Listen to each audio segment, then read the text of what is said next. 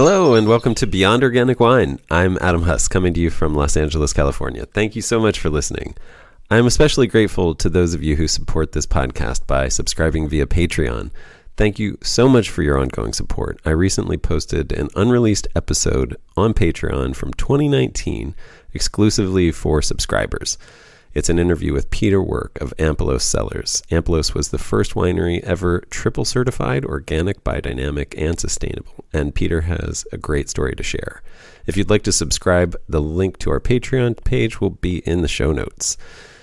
If you don't want to subscribe, but would like to support this podcast, one of the easiest and most beneficial things you can do right now is leave a great review on your podcast app. And for more ideas about how you can support, go to beyondorganicwine.com or email me at connect@organicwinepodcast.com. This episode is once again sponsored by Nick Dugmore and his winery, The Stoke. Here's Nick's message. We at The Stoke wanted to sponsor the Beyond Organic Wine podcast because of the importance of the message that so many of these conversations bring.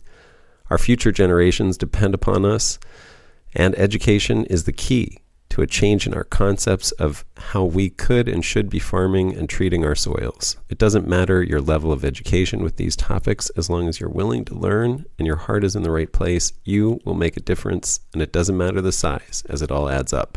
Keep pushing, and please keep chatting. Let's do this.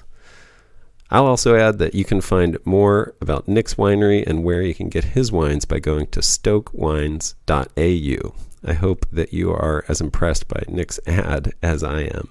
It's hard to even call it an ad. And that you feel as strongly as I do that this is the kind of sponsor who deserves our support and patronage. If you haven't listened to Nick's story, please check out 2 episodes ago. It's an incredible episode with Nick. A huge thank you to Nick and the Stoke for the support. What if things get better? This is the title of a fantastic article in Esquire by Pulitzer finalist Karen Russell.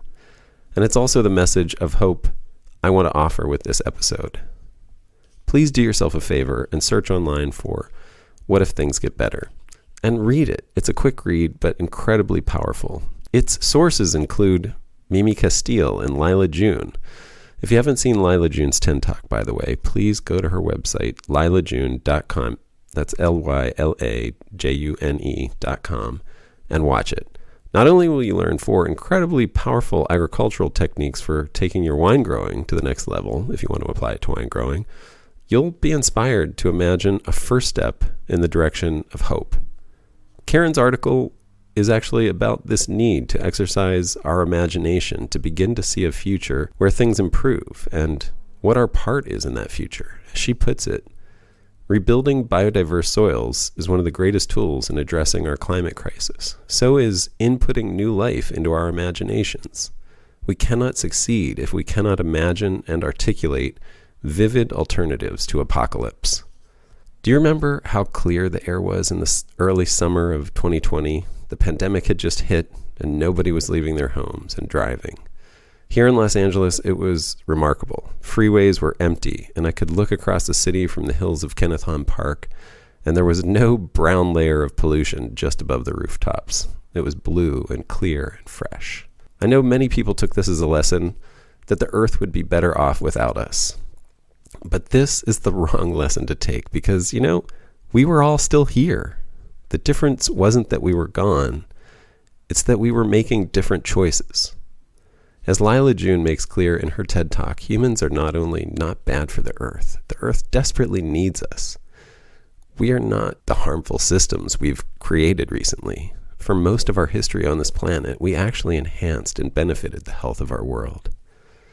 I've been critical of hope in the past, as I worry that we can use it as an excuse to wait for somebody else to do something. But if hope inspires us to imagine ourselves creating and living better systems, I can't think of a better gift to give. As Mimi Castile is quoted in the article, we can manifest huge amounts of energy to make change, Mimi says. The only true limitation to a future of beauty and permanence is our own imagination and the courage to act. And so for a dose of hope and imagination and a vision of beauty and permanence, for this episode, I bring you Ron and Monique of Wijngaard Dassemus in the Netherlands. Ron and Monique are doing so much cool stuff all at once, I don't even know where to begin. They are the largest commercial no-spray vineyard in the world that I'm aware of at 6 hectares or 15 acres. And they're doing this in Holland. That means the vines they grow are not getting sprayed in a climate that has some pretty nasty weather. Trust me, I spent a year there. It's wet. It's dark. And 2 of those 6 hectares or 5 acres of that vineyard is a younger Vitiforestry planting that will use trees as living trellis posts. When you hear about how and why they use high cordon trellising system, how and why they mow very sparsely, how and why they don't need to add fertilizer, how and why they've chosen the tree partners in the Vitiforestry block, and how the system lends itself to incredibly beautifully expressive wines, and so much more, you will see how amazingly caring and thoughtful they are about the ecology of every element of their system, and why I'm so thrilled to share this with you. While there are folks doing pieces of what Ron and Monique are doing, I have yet to find anyone doing all of this in one vineyard. And they are doing it in a place that doesn't even have a wine tradition, mostly because the weather is so bad. I guess what I'm trying to say is, if they can do what they are doing where they're doing it, and they are, the rest of us have no excuses. So let your imaginations run wild and enjoy. And P.S., a special thank you to Ryan Opaz of Catavino Tours for pointing me in the direction of these amazing Dutch winemakers. Also, I'll include the links to everything that I mentioned in the show notes. Enjoy. Welcome, guys. Thanks for doing this. I really appreciate you having this conversation. No problem. And if you would, you guys are in the Netherlands, and I would love for you to introduce yourselves, your names, and the name of your winery. Yeah, so it's Ron and Monique, and we're in the Netherlands and just south of Breda, which is a little bit bigger city, but in the south of the Netherlands. And we have a vineyard here, a Wijngaard Dassemus, which is the name of the place where we are, a very super small, like 5 houses, little village. Wijngaard Dassemus? Dassemus, yes. And it's, you say Wijngaard? Wijngaard. Wijngaard. Oh, I forgot the Dutch G. Yeah, it's very nice to hear your accents, by the way. It brings back fond memories of living there. And so you guys are right across the Belgium border. It's like 3 kilometers from here. Right Belgium on, border. yeah. How do you guys know each other? Oh, for a really long time. You're colleagues, I guess. Colleagues, yeah. We were in a summer job. Like outdoor activities, climbing and canoeing. That's where we met in Austria. And there was no vineyard in sight. No. Yeah. For a long time, yeah. Well, I'll just sort of tease a little bit about what you guys are doing, but you are farming in the Netherlands without sprays, about a little over 6 hectares, about 15 acres. Is that right? Yeah, that's right. Yeah.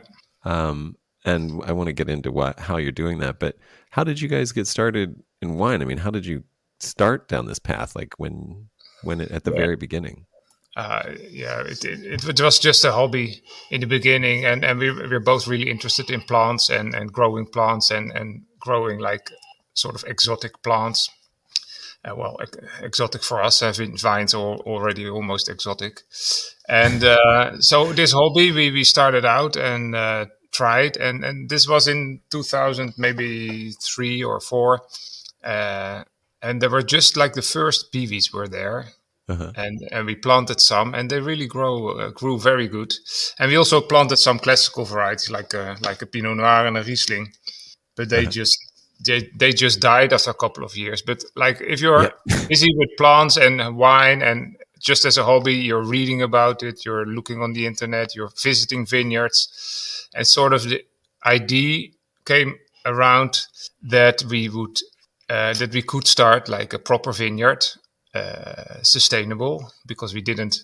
I see no point in starting a vineyard in the Netherlands, which has a terrible climate, like cold and wet, and I mean a lot of mildew, powdery mildew, and then start with like a Chardonnay or something. So you have to spray actually more than you would have to spray in France.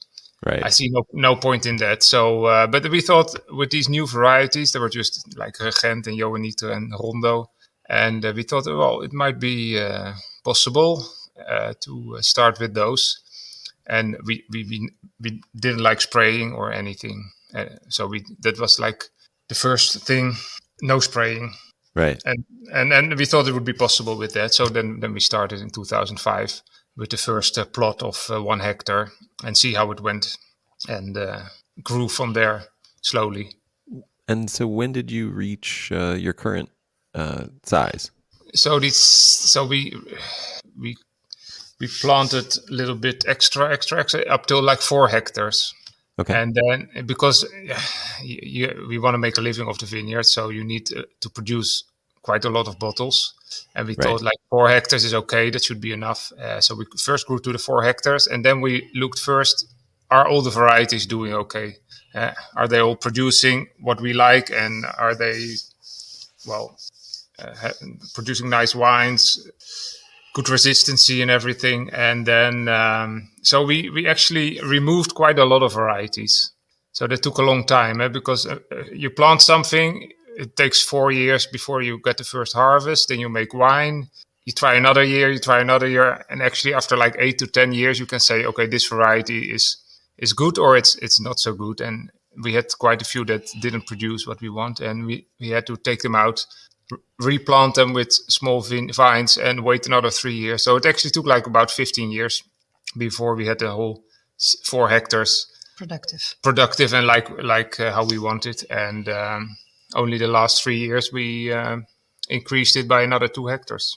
And were you finding you needed those extra 2 hectares because for any specific reason, or you were just ready because to the wine was sold out. That's a good reason. Yeah. Yeah, we always a little bit more, and I mean, we at first 4 hectares is really a lot for just the 2 of us, but we sort of got more extensive during these years. So actually, we have time for another 2 hectares in this fashion. How we manage the vineyard right now. Right. Well, I should warn you. Sometimes what happens when you expand based on your production is you start having children so that they can help with the farming. So just beware. Yeah, I don't think we will go this way. No. Yeah, but it's a joke, of course, because they say winemaking and building a vineyard takes 100 years, so multiple generations. Right. But I think for us, we don't have children, but there's so many people that enjoy the vineyard and want to work here, and so I'm really it's people are really drawn towards organic vineyard. You'll be able to adopt some strays, basically. Yeah. Oh, we adopted a lot They already. Yeah. also left us also. So for some of them, it's quite hard. Yeah, people think it's romantic, and then they start doing it. No, not at all. Well, what was I going to ask? You made me think of a really good question. One of the reasons I'm joking about, obviously expanding and everything like that, but one thing I've considered when you're working with no sprays, or with this philosophy of like not wanting to spray, and therefore you might have a lower productivity, and so sometimes just planting, it's almost like you want to build a business plan on projecting 50% productivity based on what might be the average for the kind of planting that you're doing.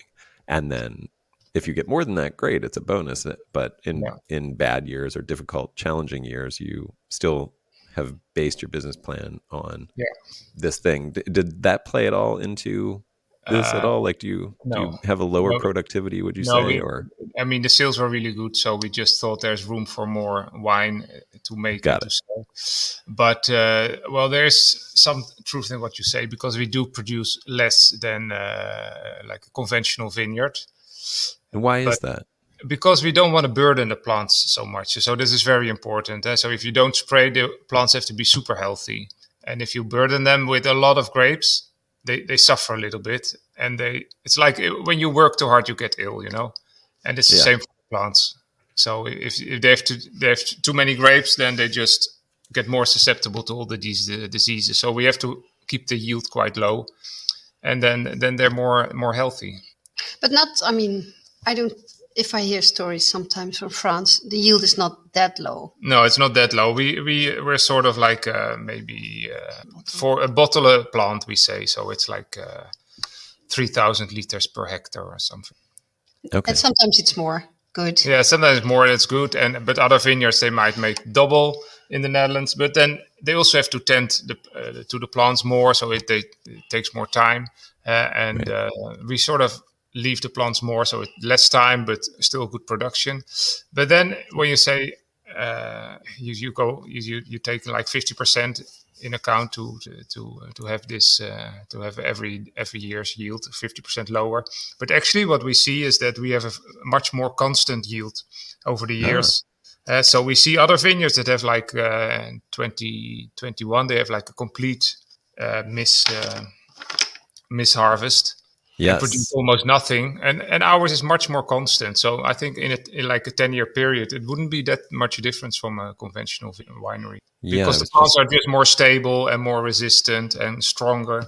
So your average yield across like a 10-year period might be the same or higher potentially because of the consistency. Yeah. And what happened they did a lot in 2021. Oh, sorry. Go ahead. Well, just a horrible year.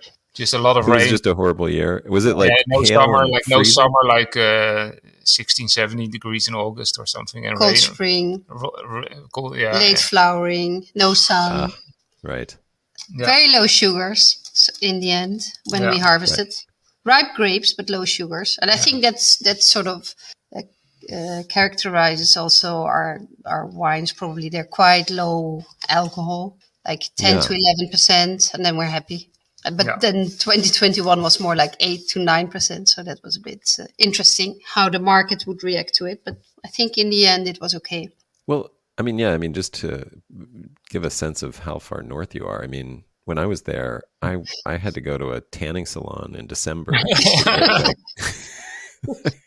just to get like a dose of UV, some vitamin D. Right? We grew up there, so it's a bit different. It's not that bad. You're acclimated. Yeah. I was coming from Los Angeles. I was definitely light. Okay, that's different. Yeah. But we always look forward to the summer where it's like nice temperature, like 25 or something. Oh yeah, it's the best time to enjoy the Netherlands, July and August. And then this year, 2021, it was just horrible. Yeah. And so difficult years. But especially in difficult years, the resistant varieties, the PVs, they prove themselves. Because they had all the leaves, they're still making sugar, not that much, but there was no sun. But they're still giving good quality grapes and ripe grapes, a little bit lower in the alcohol, but it was not a problem. And we had a good yield. That was also probably the biggest surprise. Yeah. Huh. Yeah. Like a decent yield. Yeah. Yeah. But actually, the years actually got better and better since 2015, maybe. That every year was better, and then 16 was also bad. Yeah. So 1 out of 5 years. Yeah. But that's not bad. But when we started in 2005, it was maybe every other year was not so good. True. And now it's maybe 1 in 5. So, we noticed the climate change there already. Yeah. You guys might actually benefit from that there in the Netherlands. Yeah. One of the rare benefits. Until we completely flooded, of course. Huh? Right. Because we're only like 2 meters over sea level. But I was going to say, are you in part of Holland that was built or that was there originally? We were there originally. Yeah. Okay. Yeah. So we have 2 meters plus, but one day we'll be on the seaside. Yeah, we'll be on the seaside at one point. So there was some joke I heard that's a very Dutch joke that God created the world in 7 days, and then the Dutch built Holland. The Dutch built Holland. Yeah, that's how it is.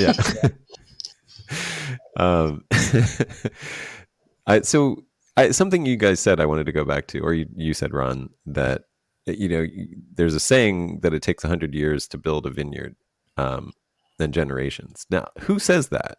Well, I actually think they're right, huh? Because I do too. That is not a common thing that I've heard. It's not. Well, look, I'll just put it in the context of America, the U.S. It's I don't think people think long term like that about agriculture in general, and most of our agriculture is less than it seems like. Yeah. And so it's that perspective I completely agree with, but I think that's what I like about it. Yeah, it's not in common California here. they started with wines in 17 something or something, They right? did. That's true. I mean, Los So somebody Angeles, started has with it, and it took them also like maybe 100 or 200 years to get decent wines and like world acclaimed wines. Huh? that is a good point. You're absolutely. That's true. That's true. Yeah. But I mean, I guess I was thinking specifically of a vineyard. I mean, a lot of, Yeah. No, I mean it's a little joke, of course, also because you learn you can build a vineyard faster, but it really to learn how to make wine with all the different years and to have like a really good experience, build an experience for all these years, all these different situations. I mean, you only can make wine once a year, huh? So if you have to make wine like maybe 50 times, 100 times to really get enough experience. So it's yeah, difficult, huh? Yeah. yeah. Well, I often think, I mean, this was a conversation I had with another guy who's doing a no spray vineyard in a very challenging place in the center of the U.S. And that was his thought as well. Was just we think that we can just like plant a vineyard and have success within a few years, and he's like, but I think originally you had to try different grapes. You had to Yeah. maybe even breed and select new grapes for your area to see what worked well and that Yeah. that did the best, and that took generations, and you really Yeah. built a vineyard as this ongoing process of adaptation for generations to get Yeah. to a point where it was integrated as part of that geology, the local geography and the local culture. Yeah. So I like that idea. So you and I like that you guys have started this way. Can you talk about what you're growing and how you're growing it? So we have a lot of so we call them PVs. So it's German for the resistant variety, the pilzwiderstandsfähige Traube, PVs. Right. It sounds better than hybrids, we think, because Yeah. hybrids sort of got a It's good. bad name from I think the chemical industry in the 30s, 50s. But so we like to call them PVs. We only have PVs, and that's the reason we don't have to spray. Or we can do without spraying because they're just super resistant, but Right. not all equally resistant. So they develop maybe 40, 50 of these PV varieties, and I think we tried a lot of them, like maybe 40 even. And so we had to take out quite a few, and now we're left with about 18 PV varieties. 18, and there's a lot of did you say? 18, 18, yeah. 18 varieties, and there's a lot of development in this area. So almost every year or every other year, there's a new one coming from Germany. They're mostly bred in Germany, although France and Italy are starting up programs as well. And so these varieties, they made it possible, I would say, to start a vineyard here. Nice. And how so 18 from 40, how, and are there, do you have any stars that stand out to you now that you like to talk about? We've got quite new ones. That's the Sauvignon Gris. It's really, really good. It's much better than everything before. It's growing fast, very resistant, and the grapes, they're so beautiful. It's a Gris, so like a Pinot Gris. So the grapes are actually not yellow or white, but red. And not blue for red wine, but like red, and not to make red wine, of course, but to make a white wine. Very thick-skinned. Super thick skin, so you can leave them we could leave them till November, and they still would be fine. Wow! So that's a really good one, and flavor is a little bit difficult, I would say. It's for us, it's like a little bit bland, maybe like Pinot Blanc type of wine. Okay. But we make it into orange, and then it's all of a sudden completely different. And then there's Sauvignac, which is also a new one. It's developed by Valentin Blattner, a very special guy. And this one is super aromatic, like Sauvignon Blanc, and super resistant, grows very fast. These two are really two of our favorite varieties. But also like something like Solaris, which is a little bit older. It's a very good one for us because it ripens very, very early. And it sort of saved the harvest in 2021 when there was no sun. This still produced wines at 12% alcohol. So we could do a lot of blending to make the rest of the wines a little bit higher. Yeah. I had some Danish Solaris that I thought was very pretty, very beautiful.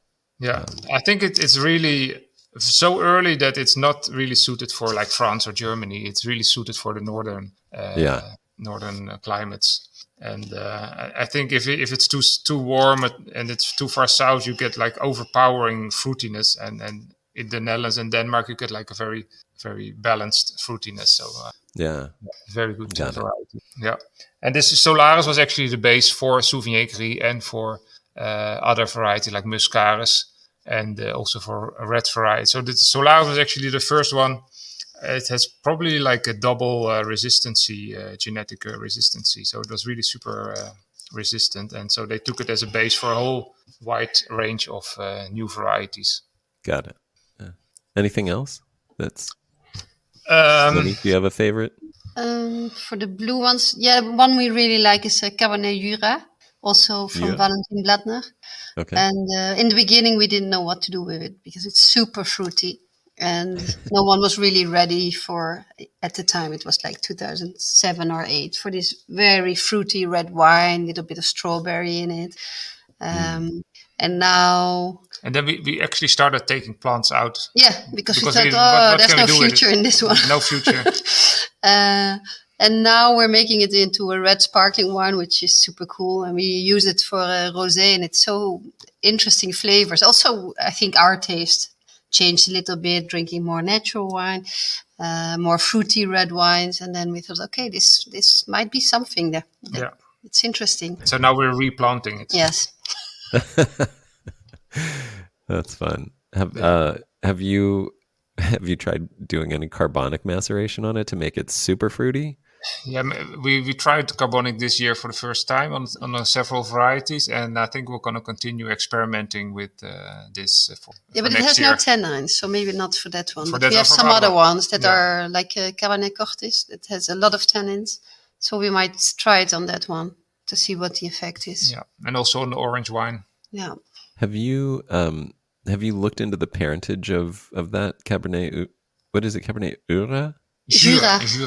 Jura, like Jura, like the province, like the province in France. Oh, yeah. Cabernet Jura. Yeah. Have you looked into the parentage of that? Because the it's flavors that you're describing sounds like there might be Labrusca, Vitis Labrusca. So. Could be. It could be, and it's also developed by this Valentin Blattner, which is just a private person developing a nursery or developing new varieties. So he's a little bit secretive about what crosses he made, you know? Yeah. I'm currently because most of the other varieties, they're all developed on these big universities in Germany, like the Freiburg University. But some varieties, like the Sauvignac and the Cabernet Blanc and the Cabernet Jura, they were developed by this Valentin Blattner guy in Switzerland. He's in the Swiss Jura, so that's why a lot of varieties are named after his area. Got it. He is a big name. I hope to talk to him someday. That'd be nice. And I'm currently trying to look it up. There's a website called Chateau Strip Mine, and it gives the parentage of every grape for which there is parentage. Okay. So it's like a database of like the lineage of all the grapes, and so you can, whether whatever species or interspecies it is. So that's why I was trying to look it up, but it looks like the site is down right now. But very curious to know more. But I think he's traveling the world and doing like new varieties for all wine areas. I think he was in California, also did a project there, and I think the Sauvignac variety came from that project. So he's all over the world breeding new varieties suited for that climate in those countries. So really interesting guy. Yeah. We need more of them. Well, what else? Tell me about the farming that you are doing. If you aren't spraying, what else do you do to the vineyard besides plant them and prune them? Not much. So we try to do as little as possible. So it's really very... How do you train them? Yeah, so we actually developed a different system. So we started on normal double guillot system where we would tie the bottom two branches at maybe like 80, 90 centimeters height. Yeah. Because another thing we can talk later about it is the frost problems we have in springtime. Yeah, it's pretty flat where you are, right? Yeah, it's completely flat. So we gotta get a lot of ground frost, and sometimes a little bit higher, and sometimes it goes that like a meter high, and then all your grapes are frozen. So we have a whole spraying system with water to prevent any damage. But training them in this double GO system, and then they grow upwards, and it's actually a lot of work to bind the grapes. Not with all varieties. If you have like a Riesling, we don't have it, but a Riesling type, or Johanniter and Riesel and Bianca, and they grow perfectly straight. So it just takes me like half an hour to do 100 plants to tie them up in summer. And then we have Solaris. We talked about it before, and it grows all over the place, like left, right, up, down. And to tie those into a neat row, it took me like 3 hours for 100 plants. And we have 3,000 plants of Solaris. So it was just too much. It was too much work. We couldn't. We just, for 1 year, we just forgot the Solaris, did the rest of the vineyard. And, we didn't know what to do. And then I read about this different training system. It's called, in German, it's called Umkehrerziehung, like upside down system, where you grow the plant to like 2 meters height. And then you just let the branches grow down, hang down. Yes. And that works really super good, really perfectly, because you don't have to do any binding, and the grapes are like up 2 meters, so more in the wind and more in the sun. Then the grapes are way above all the grasses and all the moisture from the soil, and also no frost problems, or less frost problems, because it's like ground frost, and 2 meters is like 7 degrees warmer normally. Right. You get less frost. And actually we started with Solaris, and we liked it so much that we did the next variety and the next variety. And now we have almost got the whole vineyard trained in this different Umkehrerziehung system, or like a curtain system, they call it, or a little bit like a pergola system. So that will work. Yeah, and then we don't have to bind. So always the summer was so labor intensive that we just couldn't manage 4 hectares almost. And now with this system, we manage easier, and we can. So that's why we could plant another 2 hectares. Yeah, and so even the upright the varieties that grow very upright naturally, you're letting them climb up and droop down as well. Yeah, I do, but they're the last to be retrained, let's say. Right.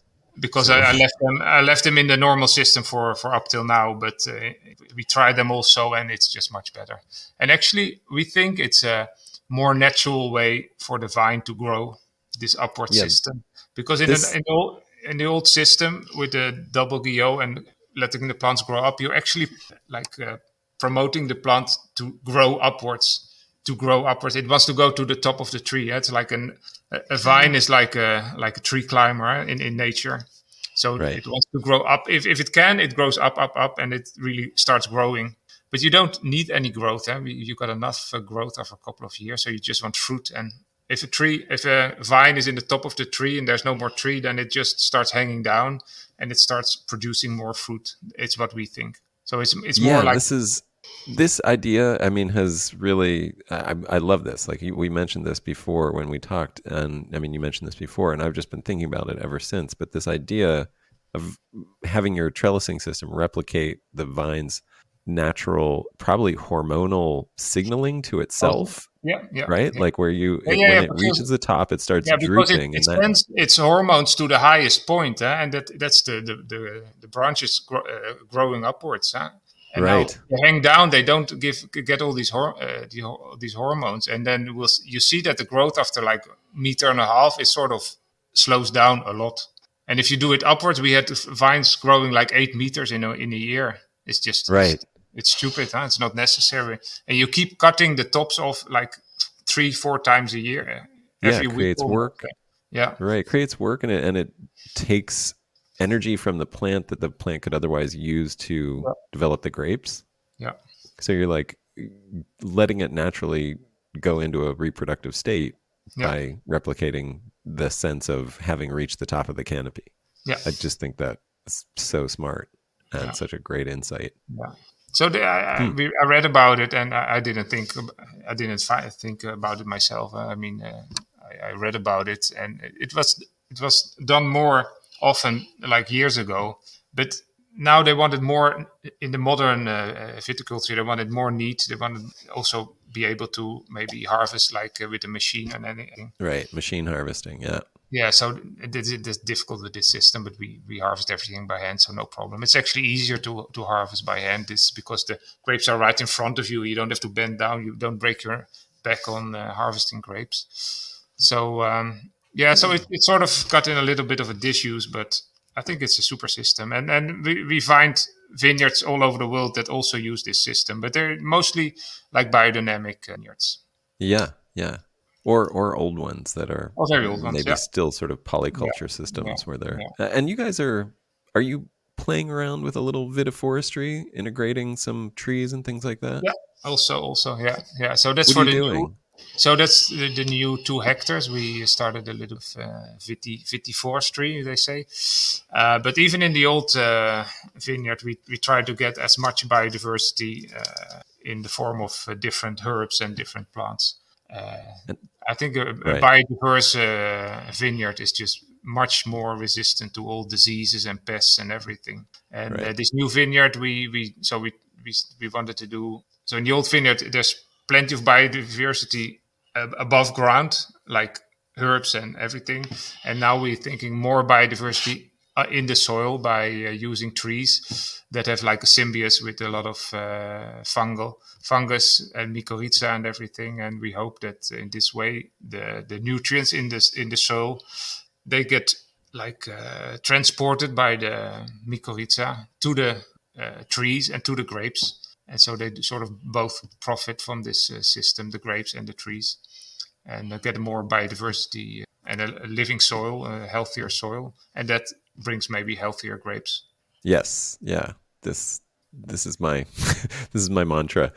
How in the vitiforestry section, how is that laid out? Like, how are you using and interplanting? Yeah, so now we just did. We also, I was thinking about also using the trellising, the poles. Normally we have like 1 wooden beam per 6 grapes. So we thought maybe we could do a living beam, like the tree would be a living beam holding up the wires and the vines. So we have 7 spaces between 2 normal wooden posts, and then 3 grapes, then 1 living tree, and then another 3 grapes. So like per 6 grapes, 1 tree. And then we're looking at what kind of trees, of course. And so we're looking at the mycorrhiza, and they're like sort of 2 types of mycorrhiza that grow into the root of a plant and that stay on the outside of the root. And grapes have the system. Ecto and endo, right? Yeah. And so the grapes have the system, they go into the root system of the grapes. And so the kind that's the symbiotic kind with grapes are the endo, yes. So we're looking at endo type trees. So there are lists on the internet which trees as what system. So we don't have any oak and beech and those kind of trees. They're all ecto, and it's more like fruit trees. It's like mulberry. It's like nut trees. Yeah. Which ones did you plant? Robinia, and so we planted like maybe 12 to 14 different varieties of 12 trees. to 14 different varieties. What are some of the ones that you? Yeah, so we really like the mulberry, which also gives off fruit, of course, and cornus, which is like I don't know what it's called in English, but cornus is the Latin name. I looked this up, and if I'm not mistaken, the cornus tree is the flowering dogwood tree, which is also a very beautiful tree. And then pears and apples and cherries. Not all edible. No, it's like we're looking more at the wild varieties of those, and we don't want to harvest the fruit. It's more for maybe for the birds or something. But I mean, I didn't know about all this, but this is definitely I'm extremely interested in this in the sense that I have land that I plan to do this on myself in a very similar way to the way that you're doing it, and I've come to a lot of the same conclusions. So it's.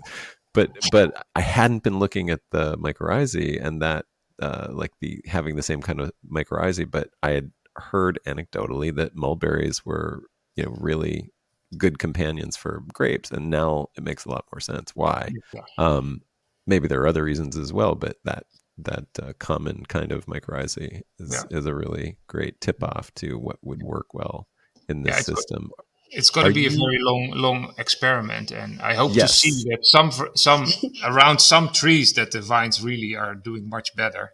You do see that? Other trees? No, not yet. It's like 3 years old. You plan to see that, yeah. 3 years old, so in the beginning. But I think we will see that, and then for our next project, we'll choose those trees that are performing best and improve the vineyard. And have you planted them all at the same time? No, it took us I think 3 years. Over 3 years, we planted them. Okay, I mean, I just meant, did you plant like the trees first and then integrate the vines, because the vines are obviously faster growing? I don't think they're faster growing. Trees can. Oh, you don't think so? Okay. Super fast. When they really kick off, then they grow really fast. The trees do. Fast, Yeah, the trees. Yeah, they can. Oh, but okay. we had to plant the vines first because you have to plant them in May after the frost season, sort of. So we normally plant after we call it I don't know what, like 15th of May. We plant the vines because then normally you don't have any frost. And trees you would have to plant like in February, March. So we planted the vines first, and then the year after we filled all the empty spaces with trees. Okay. And then we planted the 2 hectares in 3 years, because the new vines, they just take up a lot of extra time, like weeding and binding. So we don't want to plant in 6,000 vines in 1 year. It's just too much work. So we just sort of took it slowly. Right. Wild. How do you intend to run the wires or wire? So we have just one top wire. Yep. Yeah.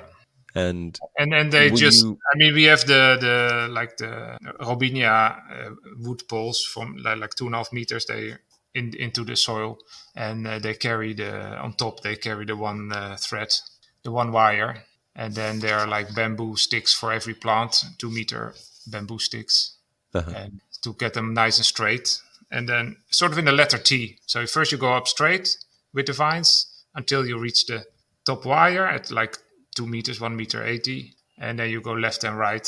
So it takes like a year or 2 years longer to get the final form, but it doesn't matter. It's already producing after 3 years. So right, yeah.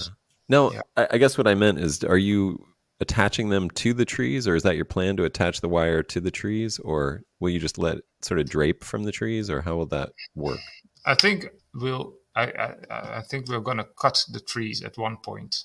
Got because it. We can't have trees that grow like 10 meters. So they have to, they're all trees that can be pruned.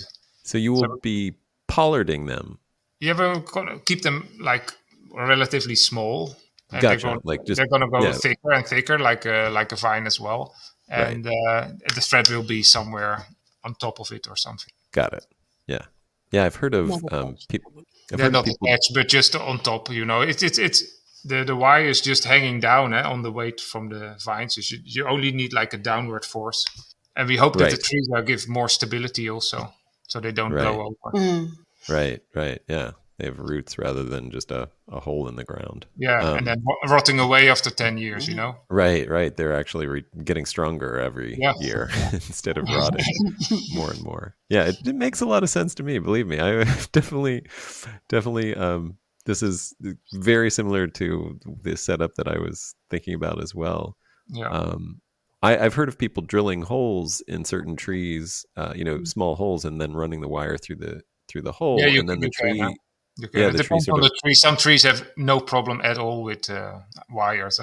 Right, and they'll just grow around that and actually tighten the wire as they grow. Yeah. But it depends on the tree. Right. Yeah, but we're gonna mistreat them a little bit by pruning them. Yeah, a lot. So yes, well, sort of like espalier, maybe a kind of espalier. Do you know what I mean by that? No. It's sort of like when you shape a tree. Yeah. Really do like you're doing almost like a bonsai, but at a larger level. We call it I don't know. You lead a let tree. You lead the tree how you want it to grow, huh? What do you call it? What's the word that you use? Leiboom. Leiboom. Okay. Leiboom. Boom is tree, and lei is like Right. leading. Right. You're leading the tree how you want to be it formed. So against the wall, and then covering the whole wall, or Yes. Yeah. That's it. That's it. like on a That's the word. marketplace in France, where the tree is covering the whole marketplace and giving shade. Right. Yeah. That's it. Yeah, like that. Yeah, exactly like that. Very cool. Yeah. Are you guys doing anything for the soil besides encouraging or planting cover crops? I mean, do you do any compost, any kind of mowing, or like animals or Not yet. biochar? Animals not yet, because I'm still afraid that we have some goats, and we don't want to let them into the vineyard. They will eat everything. But maybe a different animal. But now we are mowing, but we mow very little. We only mow every row once a year, and then mowing means also like rolling. So I've got a big roller, and I just roll through the vineyard and sort of flattening all the grasses. And then we only start mowing in June, so we don't mow anything in May. That's the May mow. What do you call it? May mow not. Mow not May. Something like this. May not mow. Mow not May. It's British, so you don't want to mow in May, because all the insects, all the little birds, all the little rabbits and frogs are being born in the vineyard in May. So if you start mowing, you're just killing them all.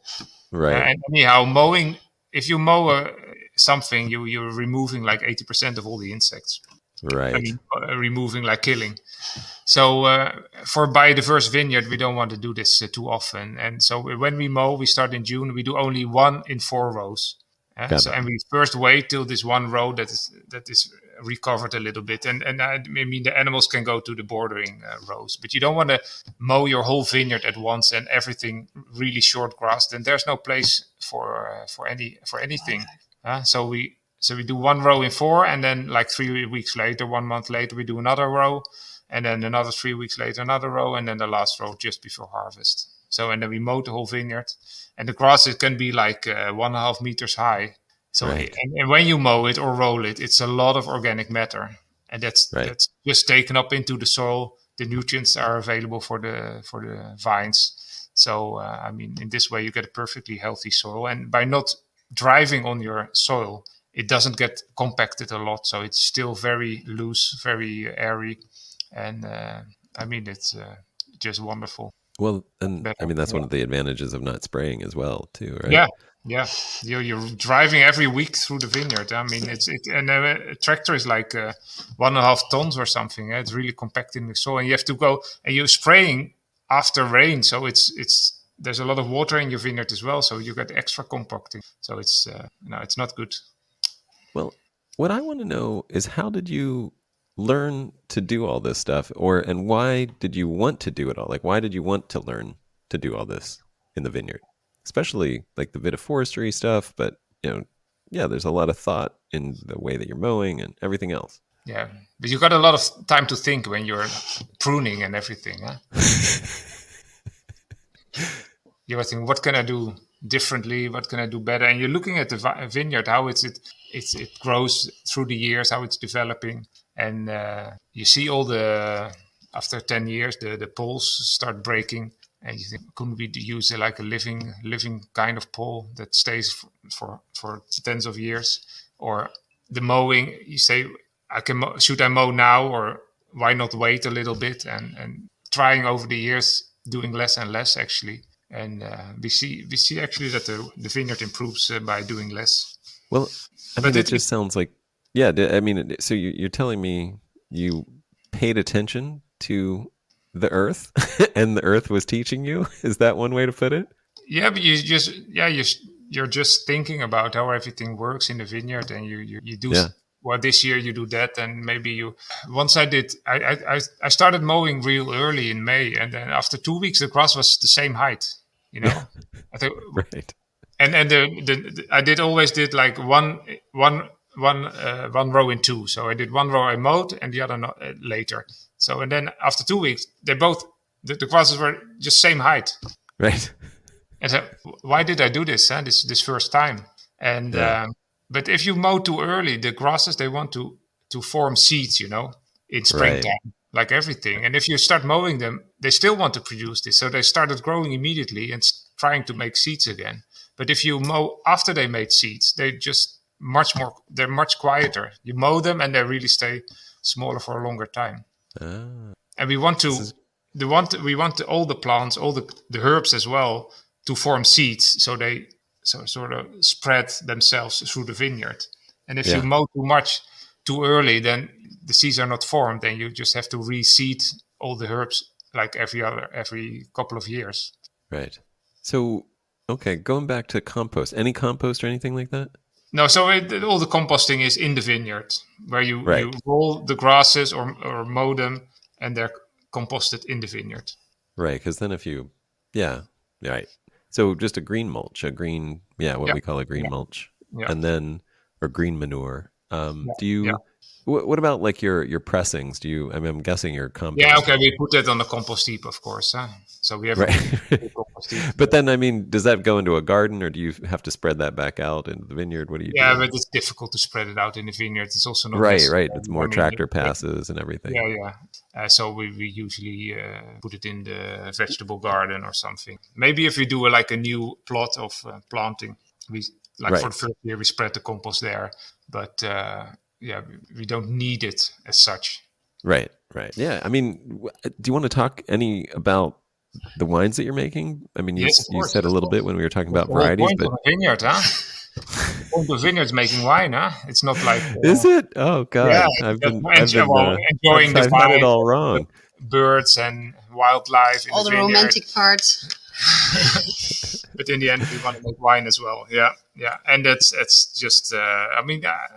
We really feel we have like 2 or 3 jobs. One is tending the vines, wonderful outside, and then making the wine. It's also so interesting to that whole side of a vineyard.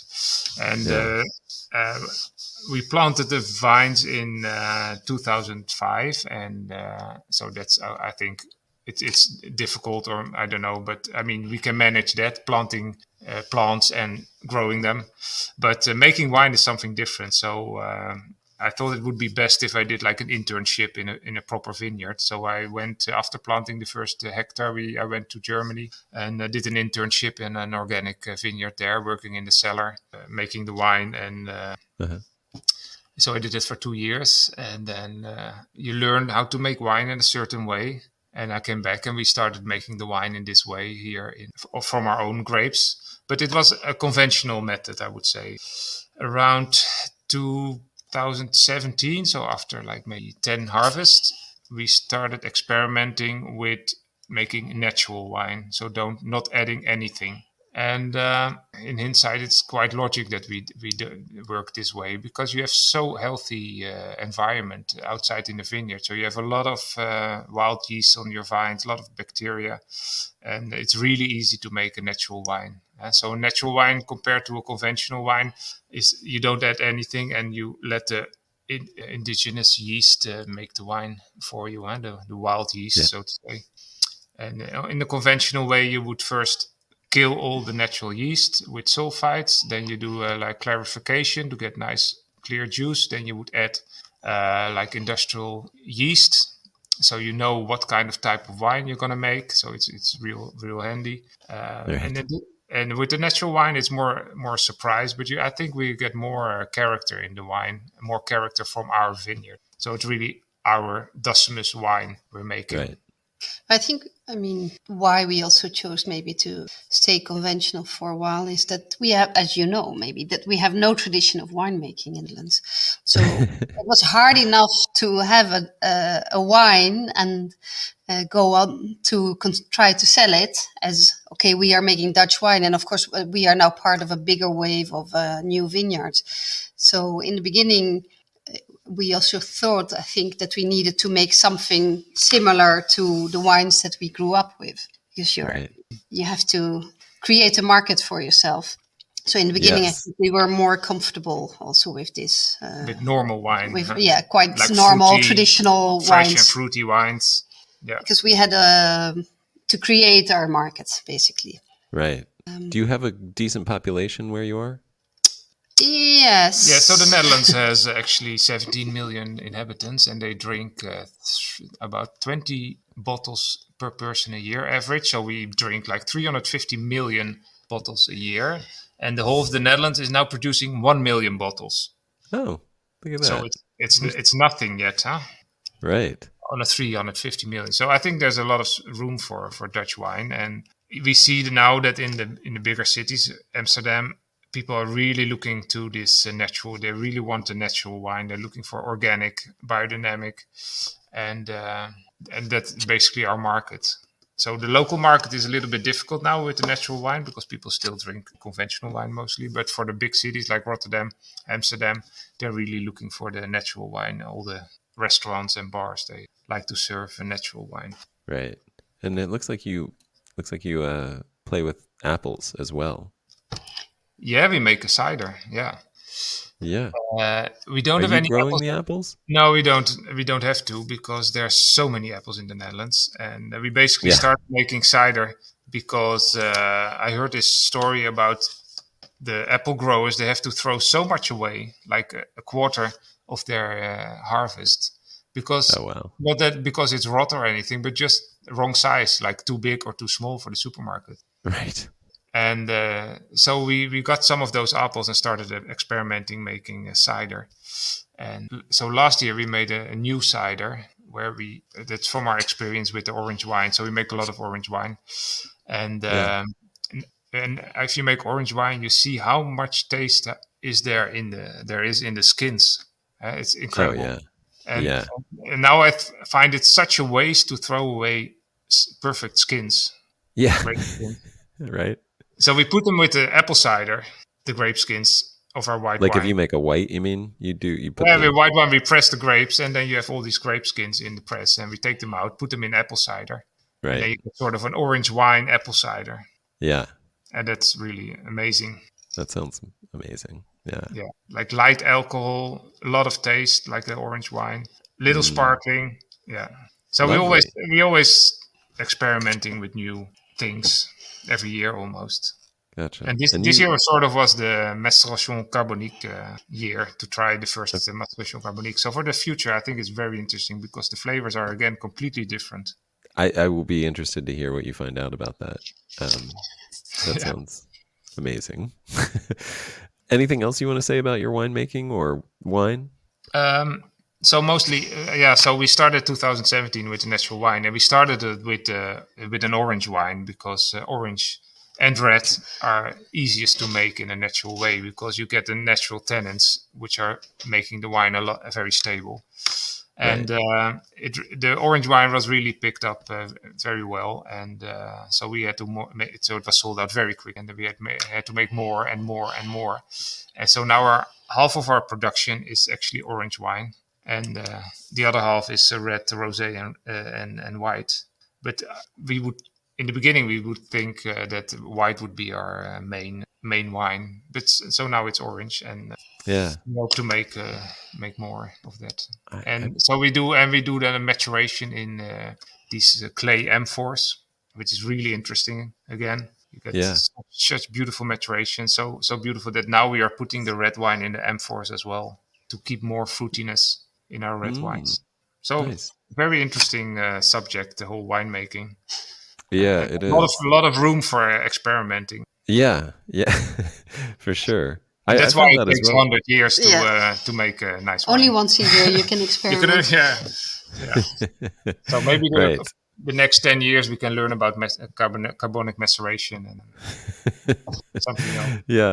Yeah, that's nice. Yeah, I mean, I found that with orange wine as well here. It's super popular. Like, people come, I work at a natural wine bar and people come specifically to try, we could probably have more, like our biggest section could be orange wine. Orange wine, and it would do well. And do you also find that it's mainly the people between 25 and 45?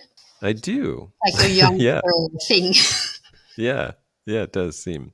So they grow up with this. That's interesting. Yeah, and I make an orange wine that also includes prickly pears, which are native here in Los Angeles. So it's how can people visit you? Do you have like tasting hours? Do you have what do you guys do? How do people? Yeah, we're not like a Californian vineyard, which is all very sleek and organized and everything. Huh? So I mean, basically, we're working every day in the vineyard, and people are very welcome to take a look. What do you have to do in the vineyard? You don't spray, you don't mow. What are you doing I in the don't know. vineyard? Still being going around. I don't know. Cuddle the vines. Sing to the vines. Yeah, but. Yeah, they can always visit us, and but we don't have like organized tastings. We only do that for group. But maybe in future by appointment only. Yeah, but we are very easy with that. Huh? Got it. But we're also still thinking where we want to go with all this. Do we want to have like a tasting room, or maybe we just like being outside in nature and not bothering too much with people? Yeah, right. Totally, just distribute. Yeah, so we're not sure where to go with this part. Yeah. But people are always welcome to enjoy the vineyard, like we and take a walk through the vineyard, see how everything is growing. Yeah. Well, you do say guided tour on your website. Do you say we do, but it's for like a group of 10 people or something. They have to organize themselves in a group. Yeah. They have to organize themselves. Got it. Yeah. That's much better. Yeah. And that website is dassemus.nl, right? DASSEMUS.NL. Yeah. Cool. Anything else, guys, that I've neglected to ask you or that you wanted to talk about? No, I don't know. No. So you haven't tasted our wines then? Because we are not exporting to the US. That's a pity. You're not exporting, right? No. Yeah, not to the US. No. No, and when I was there, I mean, I'll be honest, when I was there, I was not drinking that much. I mean, like Heineken was about all I drank when I was there. Yeah, I know. I did, and some coffee verkeerd. That was about it. But no, if I come back, I would love to. You're planning to come back to Holland or to the Netherlands? I'm planning to be in the area. Definitely. Hopefully, we'll see. There's so many things that have to align. But yes, I definitely am planning to come back. I just don't know when. Very good. But well, thank you guys. Thank you so much for this conversation. I really appreciate it. And honestly, like, I mean, I know I haven't tasted your wines, but to me, I mean, the thing that I always say is I could care less like how you make the wines if you're farming like you guys are farming. Like, honestly, I mean, I hope it's delicious because that will only promote this kind of farming. But stylistically, I could care less what you're doing with it. You could be distilling it all, as far as I care, and making cognacs. But I think that's also probably where we come from. I mean, our focus has always been on whatever happens in the vineyard. Yeah. Super focused on working as natural as possible there. And then later came the natural wine thing, and we're still not, I think, too bothered about adding sulfites. I mean, we do a little bit. Sometimes we do, sometimes we don't. But our focus has always been more on the vineyard. And of course, we want to make nice wines. But if we had to choose, I mean, we would never spray, for sure. Yeah. But if someday we would have to make conventional wine, meaning adding yeast, I mean, yeah, maybe. I think we're less bothered by that aspect. Right. And more I have the full focus on our vineyard practices. Yeah. But I think the natural wine we make now reflects the naturalness of our vineyard more than before. True. Yeah, you are. Like a lot more. So you really, in the wine, you really taste the I love that cleanness of the vineyard. So I think that's really really nice. Well, and I love that was the journey that you took, was like starting with natural farming and then realizing, hey, if I made the wine and I can let the wine just express itself because of the farming, rather than, I think there's a lot of backwards thinking about natural wine where it's still very focused on the cellar and less attention and less care is given to, like, as long as it's like, people aren't spraying. Just buy some grapes somewhere. Yeah. Like, let's just buy some, quote unquote organic grapes from somewhere. But yeah, I love that you guys came at it the other way. And I mean, that's my approach as well. And why that's very cool to have discovered you guys. I mean, honestly, have to give credit to Ryan Opaz of Catavino Tours, who has connections. And I said, hey, I'm looking for somebody who's not spraying their vineyard in Europe. And a few days later, he came back with a link to your website. Oh, cool. Very good. Yeah. So, yeah, very cool to meet you guys. Thank you again for this conversation. Really, really fun to talk Hope and to hear see you about in the vineyard someday. Yep. Definitely. I would love to. And it sounds like we're going to have to compare notes on our Vitiforestry projects because they sound extremely similar. And I'm very interested to maybe even see what you guys have done as I'm starting to implement what I'm doing. So that'd be really cool. Great. Okay. Thank you so much for listening to that. I hope you enjoyed it as much as I did. And I just wanted to thank you for being you. If you're listening to this, if you made it all the way to the end, you are one of the greatest reasons for hope that we have. If you care about these things, one of our greatest resources that we have the power and ability to change and make real difference in the world is the soil and the health of our agricultural lands. And you are likely involved with that at some level through wine if you're listening to this podcast. So you are actually one of the most potent avenues for us to make change. And as that, you are one of the lightning rods for hope that we all have. So don't forget that as you go through your day. And thanks for being that.